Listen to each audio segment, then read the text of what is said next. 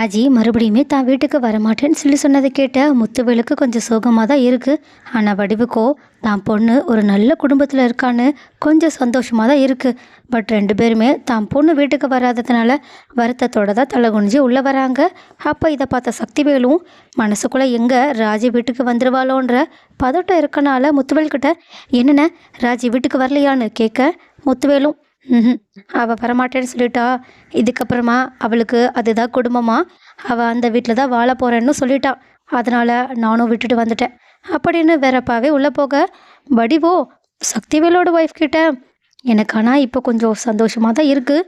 என் பொண்ணோட வாழ்க்கை இப்போ நல்லா இருக்குன்ற நிம்மதியோடு நான் இருப்பேன். அதே மாதிரி இவரும் அவன் மேலே இருந்த கோபத்தை குறைச்சிக்கிட்ட மாதிரி தான் தெரியுது. ஏன்னா வெளியே நம்ம ஏதாவது சொல்லிடுவோன்றதுக்காக தான் வேறப்பாவே சுற்றிக்கிட்டு இருக்காங்க. பட் போக போக பார்த்தா எல்லா பிரச்சனையும் சரியாகி நம்ம ரெண்டு குடும்பமும் ஒன்று சேர்ந்துருன்ற நம்பிக்கை எனக்கு வந்துருச்சுன்னு சொல்ல இதை கேட்ட சக்திவேலோட ஒய்ஃபும் ஆமாண்ணி எனக்கும் அதே தான் ஆசை, அது கூடிய சீக்கிரம் நடந்தா ரொம்பவே நல்லா இருக்கும்னு பேசிக்கிட்டு இருக்க. ஆனால் முத்துவேல் சொன்னதை கேட்டுட்டு ரொம்பவே சந்தோஷமடைஞ்ச சக்திவேலும் உடனடியாக தனியாக யாருக்கும் தெரியாமல் குமாருக்கு கால் பண்ணி நடந்த விஷயத்த சொல்கிறாங்க. இதை கிட்ட குமாரும் கொஞ்சம் ஹாப்பியாக சக்திவேலும் கூடிய சீக்கிரம் நான் எப்படியாவது அண்ணன் மூலியமா உன்னை வெளியே கொண்டு வந்துடுறேன், வந்ததுக்கப்புறமா அந்த குடும்பத்துக்கு ஒரு முடிவை கட்டிட்டு இந்த சொத்து மொத்தத்தையும் நம்ம தான் அனுபவிக்க போகிறோம். எங்கே ஒரு வேளை அவள் அண்ணன் கூடயே வீட்டுக்கு வந்துடுவான்னு நினச்சேன், ஆனால் நல்ல வேலை வரல. அதனால் இந்த சொத்தில் பங்கும் அவளுக்கு கிடையாது.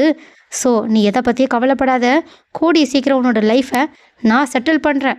உன்னை குமாரும் ஆமாப்பா முதல்ல சொல்லிக்கிட்டே இருக்காமல் இந்த ஜெயிலேருந்து என்னை வெளியே கொண்டு வாங்க, என்னால் இங்கே இதுக்கு மேலேயும் இருக்க முடியாது, அதுக்கான வழியை பாருங்கன்னு சொல்ல சக்திவேல் சரின்னு சொல்லிட்டு ஃபோனை கட் பண்ணிவிட்டு இதை பற்றி முத்துவேல் கிட்ட பேசலான்னு சொல்லிட்டு யோசனையோடு அவங்கள பார்க்க போக, ஆனால் இன்னொரு பக்கம் ராஜி அவங்களோட வீட்டுக்குள்ளே வரதை பார்த்த வீட்டில் இருக்கவங்க எல்லாருமே ரொம்பவே ஹாப்பியாக ராஜிக்கிட்ட பேசிக்கிட்டு எனக்கு நல்லா தெரியும் நீ போகவே மாட்டேன்னு எனக்கு தெரியும் ராஜி. மீனாவும் ஆமாம் எனக்கு ராஜியை பற்றி நல்லா தெரியும், அவள் எங்களை விட்டுல எங்கேயும் போக மாட்டான். என்ன குடும்ப பிரச்சனை இப்போ கொஞ்சம் சரியாயிருக்கு அவ்வளோதான். ஆனால் தங்கமயிலும் ரொம்பவே சோகத்தோட நேற்று தான் நான் நினச்ச தெரியுமா, கண்டிப்பாக இந்த விஷயம் தெரிஞ்சதுக்கு அப்புறமா உன்னை இந்த வீட்டை விட்டு கூட்டிகிட்டு போயிடுவாங்கன்னு நினச்சேன். அதே மாதிரி அவங்களும் கூப்பிட வந்துட்டாங்களா, நான் கூட நீ போயிடுவேன்னு நினச்சேன். பரவாயில்ல நீ இங்கே இருந்துட்ட, எனக்கு இப்போ ரொம்பவே ஹாப்பியாக இருக்குன்னு சொல்ல ரொம்பவே தேங்க்ஸ் அண்ணின்னு சொல்லிட்டு இந்த பக்கம் அரசியை பார்க்க, ஆனால் அரசியோ கண்டிப்பாக நீங்கள் இந்த வீட்டை விட்டு போக மாட்டீங்கன்னு எனக்கு நல்லா தெரியும். ஏன்னா உங்கள் ரெண்டு பேருக்குள்ளே இருக்க பாண்டிங் மற்றவங்களுக்கு தெரிலனாலும் எனக்கு நல்லாவே தெரியும். ஸோ நீங்களாம் ஆச்சரியப்படுற அளவுக்கு எந்த விஷயத்தையும் பண்ணலை. அதனால் போங்க உள்ளே போயிட்டு அண்ணனை பாருங்கள். ராஜி உடனே நம்மகிட்ட சிரிப்பு சிரிச்சுக்கிட்டு சரி சரி எனக்கு உள்ள ஒரு வேலை இருக்குது, என்ன வேலைன்னு தான் எங்களுக்கு தெரியும்ல, போங்க போங்க போய் பாருங்கள் அப்படின்னு எல்லாருமே சேர்ந்து ராஜியை கிண்டல் பண்ணி கதிரை பார்க்கறதுக்காக அனுப்பி வைக்க, அப்போ கரெக்டாக வழியில் வந்த பாண்டியனும் ரொம்பவே சந்தோஷத்தோட உன்னை நினைக்கும் போதே எனக்கு ரொம்பவே பெருமையாக இருக்குமா, என் குடும்பத்து மேலே நம்பிக்கை வச்சதுக்கு உனக்கு ரொம்பவே நன்றி சொல்லிக்கிறேன், போமா போய் கதிரை பார்த்து பேசிட்டு வான்னு அவங்களுமே அனுப்பி வைக்க, சந்தோஷத்தில் உள்ளே வந்த ராஜியுமே கதிரை பார்த்து நான் எங்கள் வீட்டுக்கு போகலை, நான் இங்கே தான் இருக்க போகிறேன். கதிரும் உள்ளுக்குள்ளே சந்தோஷம் இருந்தாலும் அதை வெளியே காட்டிக்காமல் சரி அதை எதுக்கு என்கிட்ட சொல்கிறேன்னு சொல்ல, ராஜி உடனே நீ உள்ளுக்குள்ளே சிரிச்சிட்ருக்கிறது அப்பட்டமாக உன் முகத்தில் தெரியுது, முதல்ல நடிக்கிறத நிறுத்திட்டு உண்மையாகவே உன் மனசுக்குள்ளே நான் இங்கே இருக்கணும்னு ஆசைப்பட்டேன்னு என்கிட்ட சொல்ல, அப்போ நானும் சந்தோஷப்படவில்லைன்னு சொல்ல, கதிர் உடனே இல்லையே நீ எங்கே ஹாப்பியாக இருக்கியோ அங்கே இருந்தாவே எனக்கு சந்தோஷம்தான், பாரு பாரு இப்போ கூட என் மேலே இருக்க அக்கறையால் தான் நீ இப்படியெல்லாம் பேசிக்கிட்டு இருக்க, ஆனால் என்ன ஒரு அக்கறையும் இல்லாத மாதிரி நடிச்சுக்கிட்டு இருப்ப, சரி உன்னோட குணமே அப்படி தானே விடு அப்படின்னு சொல்லிட்டு ரெண்டு பேருமே அவங்களோட அன்பை தெரியாதனமாக ஒளிவு மறைவாக காட்டிக்கிட்டு இருக்க, இப்படி இவங்களோட லைஃப்பில் அவங்க கொஞ்சம் கொஞ்சமாக ஹாப்பியாகிட்டு இருக்க. பட் இன்னொரு பக்கமும் சக்திவேல் கூடிய சீக்கிரமாக குமாரை வெளியே கொண்டு வந்துட்டு இந்த சொத்தை முதல்ல அவன் பேரில் எழுதி வைக்கணும், அப்படி இல்லைன்னா அண்ணன் மனசு எப்படியாவது மாறிடும்னு சொல்லிட்டு முத்துவேல் கிட்ட குமாரை வெளியே கொண்டு வரதை பற்றி பேச போக, ஆனால் குமாரோட பேச்சை எடுத்தாவே முத்துவேல் கோவத்தில் கொந்தளிக்க ஆரம்பிக்கிறாங்க. அதனால் சக்திவேலும் சரி சரி இன்னும் ஒரு 2-3 நாள் போகட்டும், அப்போ அண்ணன் கூலாவாங்க, அப்போ நம்ம பேசிக்கலான்னு அங்கேருந்து போகலான்னு சொல்லிட்டு போகும்போது தான் வடிவு கரெக்டாக அங்கே வந்து முத்துவேல் கிட்ட இந்த மாதிரி ராஜியை பற்றி நமக்கு இப்போ எல்லாமே தெரிஞ்சிருச்சு, ஆனால் அவள் எதுக்காக நகையை அடமானம் வச்சான்றத இப்போ தான் நான் கேட்டு தெரிஞ்சுக்கிட்டேன். எதுக்காக வச்சாலாம்? இல்லை, அவளுக்கு கொஞ்சம் செலவுக்கு, படிப்பு செலவுக்கு பணம் தேவைப்படுது. அதுக்காக தான் அந்த நகையை அடகு வைக்க வந்திருக்கா. நம்ம என்னதான் நம்ம பொண்ணு தப்பு பண்ணியிருக்கான்னு சொல்லிட்டு அவளை முன்னாடியே கண்டுக்காமல் அப்படியே விட்டுட்டாலும் இப்போ தான் நமக்கு உண்மை தெரிஞ்சிடுச்சுல்ல. அதனால் நம்ம ஏன் அவளுக்கு உதவி பண்ணக்கூடாது? ஒன்றும் நான் கூட குறைய செய்யணும்னு சொல்லலை. அவளுக்குன்னு கல்யாணத்துக்குன்னு சேர்த்து வச்ச நகையை கொடுப்போம். அப்புறம் அவளுக்குன்னு நிலம் வாங்கியிருக்கோம்ல, அந்த நிலத்தை அவள் பேர்லேயே எழுதி வச்சுருவோம். அவ்வளோதான். வேறு எதுவுமே அவளுக்கு அதுக்கப்புறமா தர தேவையில்ல. என்ன இருந்தாலும் அவள் நம்ம பொண்ணுங்க. நம்ம பொண்ணு இப்படி கஷ்டப்படுறத பார்த்துட்டு நம்மளால சும்மா இருக்க முடியாதுல்ல. உடனே அங்கே வந்த சக்திவேலும், அண்ணி நீங்கள் என்ன பேசிகிட்டு இருந்தீங்க? வடிவு உடனே, நான் என் ஹஸ்பண்ட் கிட்ட பேசிக்கிட்டு இருக்கேன், உங்களுக்கு என்ன அதில் கவலை? முத்துவேல், இங்கே பாரு, அவன் என் தம்பி. இங்கே பாரு தம்பி, அவள் இதெல்லாம் தான் பேசிக்கிட்டு இருந்தான்னு சொல்ல சக்திவேல் உடனே, ஆமாம், அது எல்லாத்தையுமே நான் கேட்டேன் தானே. நீ என்னென்ன பண்ண போகிற? எல்லாத்தையுமே அவள் கையில் வாரி கொடுக்க போறியா என்ன? நான் இன்னும் அதை பற்றி யோசிக்கலையா? அப்போனா நீ அதை பற்றி யோசிக்க போறியா? அவள் என்ன இருந்தாலும் ஓடி போய் கல்யாணம் பண்ணிக்கிட்டவ தானே. அவள் எவனை கல்யாணம் பண்ணிக்கிட்டாலும் பரவாயில்ல, அதுக்கெலாம் இப்போ பிரச்சனையே கிடையாது. என்ன இருந்தாலும் அவள் ஓடி போனவ தான். அவளால் நம்ம இந்த ஊரில் எந்த அளவுக்கு அவமானத்தை சந்திச்சிருப்போம், அது எல்லாத்தையுமே நீ மறந்துட்டியா என்ன? இதுக்கு மேலேயும் அவளுக்கு அதை தரேன் இதை தரேன்னு ஏதாவது பேசுனீங்க, அவ்வளோதானே எனக்கு கெட்ட கோவம் வரும். முத்துவேல் உடனே, இங்கே பாரு, எதுவாக இருந்தாலும் நான் யோசிச்சு தான் முடிவெடுப்பேன். நீ கிளம்பு, நான் பார்த்துக்கிறேன். வடிவ உடனே, அப்படின்னா நீங்கள் உண்மையாகவே நம்ம பொண்ணுக்கு ஏதாவது பண்ண போகிறீங்களா? நான் தான் என் தம்பிக்கிட்ட சொல்லிட்டேன்ல, எதுவாக இருந்தாலும் யோசிச்சு தான் நான் முடிவெடுப்பேன். போ, நீ கிளம்பு, எனக்கு என்ன பண்ணணும்னு நல்லாவே தெரியும்னு ரெண்டு பேரையுமே மிரட்டி அங்கேருந்து அனுப்பி வச்சுட்டு நைட்டு ஃபுல்லாக வெளியே உட்காந்து இதையோ பற்றி யோசிச்சுட்டு இருக்காங்க. அப்போ கரெக்டாக கதிர் ரொம்பவே லேட்டாக வேலையை முடிச்சுட்டு உள்ளே வர, அதாவது பாண்டியனோட வீட்டுக்குள்ளே போக, அப்போது கரெக்டாக கதிர் வர்ற நேரமாக பார்த்து காத்திருந்த ராஜியும் கதிரை ரொம்பவே அக்கறையோடு உள்ளே கூட்டிகிட்டு போகிறாங்க. இது எல்லாத்தையுமே பார்த்துட்டு இருந்த முத்துவேலும், இந்த பையனும் நல்ல பையனாக தான் தெரிகிறான், அதே மாதிரி நம்ம பொண்ணுக்கும் இவனை நல்லா பிடிச்சிருக்கு, குடும்பமும் நல்லா தான் இருக்குது, நல்லா தான் நம்ம பொண்ணை பார்த்துக்கிறாங்க. ஆனால் என்ன கஷ்டம் மட்டும் பட்டுக்கிட்டு இருக்காங்க. நம்ம பொண்ணுக்கு கூட செய்ய வேண்டாம், வடிவு சொன்ன மாதிரி செய்ய வேண்டியதை செஞ்சிட்டா அவள் கொஞ்சம் லைஃப்பில் நல்லா இருப்பான்னு தான் தோணுது. சரி, நாளைக்கு இதை பற்றி வடிவுக்கிட்ட பேசிடலான்னு நினச்சிட்டு ஒரு சூப்பரான முடிவெடுத்துட்டு அடுத்த நாள் வடிவுக்கிட்டையும் அதே சமயம் சக்திவேல் அங்கே இருக்கும்போது அவங்கக்கிட்டையும் இந்த மாதிரி என் பொண்ணுக்கு இல்லை அவளுக்கு நான் செய்ய வேண்டியதை செஞ்சிடலான்னு நினைக்கிறேன். கொடுக்குற கடனெல்லாம் கொடுத்து முடிச்சிடணும். அப்போ தான் இந்த ஊர் என்ன நாளை பின்ன நான் இந்த மாதிரி ஒரு தப்பான விஷயத்த பண்ணிட்டேன்னு பேச மாட்டாங்க. என்னோட கடமையை நான் முடிக்கணும்னு ஆசைப்பட்றேன்.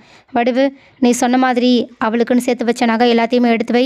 அதே மாதிரி அந்த நிலத்தையும் அவள் பேர்லேயே எழுத வச்சிடலாம். அதுக்கான பத்திரத்தையுமே நான் ரெடி பண்ண சொல்லிட்டேன். அதனால் பத்திரத்தை எடுத்துகிட்டு இப்போ வக்கீலுமே வந்துடுவாங்க. அந்த பத்திரத்தையுமே சேர்த்து அவளோட வீட்லேயே நீ கொடுத்துட்டு வந்துடு, சரியா? வடிவு உடனே, இல்லைங்க, என்ன இருந்தாலும் நம்ம பொண்ணுக்கு நம்ம ரெண்டு பேரும் சேர்ந்து பண்ணால் நல்லா இருக்கும்ல, நீங்களும் கூட வாங்கலை, நம்ம ரெண்டு பேருமே போய் கொடுத்துட்டு வந்துடலாம். இதில் யோசித்த முத்துவேலும் அப்படின்னு அமைதியாகவே இருக்க சக்திவேல் உடனே, அந்த வீட்டில் போய் எங்கள் அண்ணெல்லாம் காலடிலாம் எடுத்து வைக்க மாட்டாங்க. வடிவ உடனே, இங்கே பாருங்கள், இது எங்கள் பொண்ணு வாழ்க்கை சம்மந்தமான விஷயம், அதில் நாங்கள் முடிவெடுக்கிறோம். ஏங்க நீங்கள் வரீங்களா இல்லையா? என்ன இருந்தாலும் நம்ம பொண்ணுக்கு நம்ம ரெண்டு பேரும் கையால் பண்ணாதான் சரியாக இருக்கும். தயவு செஞ்சு வாங்கங்க. நீங்கள் உங்களோட மான மரியாதை தான் பெருசுன்னு நினச்சிங்கன்னா அந்த வீட்டில் என் பொண்ணு மரியாதையோடு இருக்க முடியாது. அது உங்களுக்கு புரியுதா இல்லையா? சக்திவேல் உடனே, சரி, எல்லாத்தையும் எடுத்து வச்சுட்டல, வா போகலாம். அண்ணா, என்ன நான் பேசிக்கிட்டு இருக்க? சொத்து கொடுக்க போகிறோம், அதை கொடுக்க போகிறோம், இதை கொடுக்க போகிறோன்னு ஏதாவது பிரச்சனை பண்ணிக்கிட்டு இருந்த அவ்வளோதான். இது எல்லாமே என் பையனுக்கு தான் வந்து சேரணும். என்ன புதுசாக இவங்க பேசிகிட்டு இருக்காங்க? முத்துவேல் உடனே, வடிவு, நீ கொஞ்சம் அமைதியாக இரு. இங்கே பாரு சக்திவேல், என்ன இருந்தாலும் என் சொத்து என் பொண்ணுக்கு தான் போய் சேரும். அதையும் நான் முழுசாக கொடுக்க போகிறதில்ல. ஏன்னா அவள் ஓடி போய் கல்யாணம் பண்ணிக்கிட்டான்ற கோவம் எனக்கு இன்னும் இருக்குது. அதனால் நான் முழுசாக செய்யலைனாலும் கொஞ்சமாவது என் பேருக்கு செய்யணும். அப்படி இல்லைனா என் பொண்ணு வாழ்க்கை முழுக்க கஷ்டப்படுறத பார்த்துட்டு நானும் சந்தோஷமாக இருக்க முடியாது. அதனால தான் கொஞ்சமாக பண்ண போகிறேன்.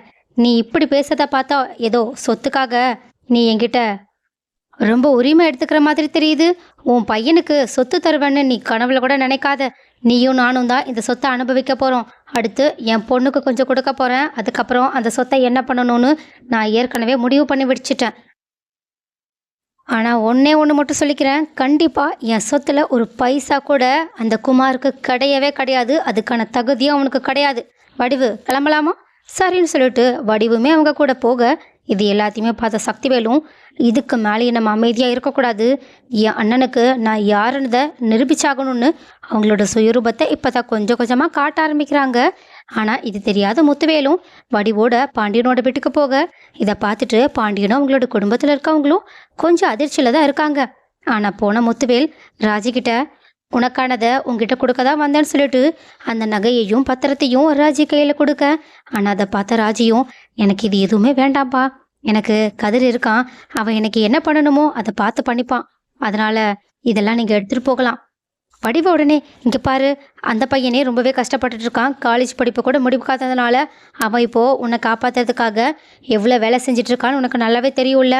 இந்த பணமும் நகையும் உன்னோட வாழ்க்கைக்கும் உங்களோட படிப்புக்கும் உதவும், அதனால தான் அப்பாவே நேரடியாக எடுத்துகிட்டு வந்திருக்காங்க.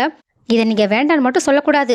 என்ன மாப்பிள்ள, சரிதானே, இதை நீங்கள் வச்சுக்கோங்களேன், உங்களுக்கு உதவியாக இருக்கும்னு சொல்ல. ஆனால் கதிர் யாருமே எதிர்பார்க்காதபடி இல்லை, ராஜி சொன்னதான் கரெக்டு, என்னால் அவளை நல்லபடியாகவே பார்த்துக்க முடியும், நான் உழைச்சி என் மனைவியை காப்பாற்றணும்னு நினைக்கிறேன், உங்களோட பண நகை எதுக்கும் நான் ஆசைப்படவும் இல்லை, படவும் மாட்டேன், அதை தயவு செஞ்சு நீங்களே எடுத்துகிட்டு போயிடுங்க. கோமதி உடனே ஏதோ சொல்கிறதுக்காக வர, ஆனால் பாண்டியன் என் பையன்தான் பேசிக்கிட்டு இருக்கான்ல, அவன் என்ன முடிவெடுத்தாலும் அது சரியாக தான் இருக்கும், நீ கொஞ்சம் அமைதியாரு. இந்த வார்த்தையை பாண்டியனோட வாயிலிருந்து கேட்ட கோமதி ஒரு பக்கம் ரொம்பவே சந்தோஷப்பட்டாலும் அதை விட அதிகமான சந்தோஷம் கதிரிக்கும் ராஜிக்கும் தான் இருக்குது. அதுக்கப்புறமாவும் கதிர், இங்கே பாருங்க, நான் முடிவெடுத்துட்டேன், என் மனைவியை நான் உழைச்சி காப்பாற்றிடுவேன், இதெல்லாம் எனக்கு தேவைப்படாது, உங்களோட அன்பு மட்டும் அவளுக்கு இருந்தால் போதும்னு ஒரேடியோ சொல்லிட்டு அவங்களோட குணத்தை நல்லா முத்துவேலுக்கு உரைக்கிற மாதிரி சொல்ல, இதை கேட்டுட்டு முத்துவேலுமே மனசுக்குள்ளே சந்தோஷப்பட்டுட்டு அங்கேருந்து கிளம்பி போனாலும் கண்டிப்பாக என் மாப்பிள்ளைக்கு நான் கொடுக்க வேண்டியதை கொடுத்தது ஆவேன்ற முடிவோடு இருந்து கதிருக்கு வேற ஒரு உதவி மூலயமா அந்த பணம் சேர்ற மாதிரி செய்கிறாங்க. இதை பார்த்துட்டு வடிவுமே ரொம்பவே சந்தோஷப்பட, ஆனால் கதிருக்கோ இது முத்துவேல் தான் கொடுத்த பணம்ன்றது தெரியாததுனால ரொம்பவே ஹாப்பியோட, இங்கே பாரு, நான் வேலை செஞ்சதுக்காக எனக்கு இந்த பணம் கிடச்சிருக்கு, அது மட்டும் இல்லாமல் எனக்கு போனஸும் நிறைய கொடுத்துருக்காங்க, எனக்கு பதவி உயர்வுமே கிடச்சிருக்குன்னு நிறைய சந்தோஷமான விஷயங்களை சொல்ல, இதை கேட்டுட்டு கதிர் ராஜி சந்தோஷப்படுறது மட்டும் இல்லாமல் பாண்டியனும் அவங்களோட குடும்பத்தில் இருக்கவங்க மொத்த பேருமே ரொம்பவே ஹாப்பியோடு இருக்காங்க. பட் இங்கே வயிற்றுச்சலோடு இருக்கிறது வேற யாரும் கிடையாது, சக்திவேல் தான். ஸோ கைஸ், நீங்கள் முத்துவேலோட இந்த செயலை பற்றி என்ன நினைக்கிறீங்க? அடுத்து கதிரும் ராஜியும் இந்த அளவுக்கு ஒன்றா இருக்கிறது பிடிக்காத சக்திவேல் ஏதாவது குளறுபடி பண்ண வாய்ப்பு இருக்கா? அப்படி என்ன பண்ணுவாங்கன்னு நீங்கள் நினைக்கிறீங்கன்றத கமெண்ட்டில் சொல்லுங்கள்.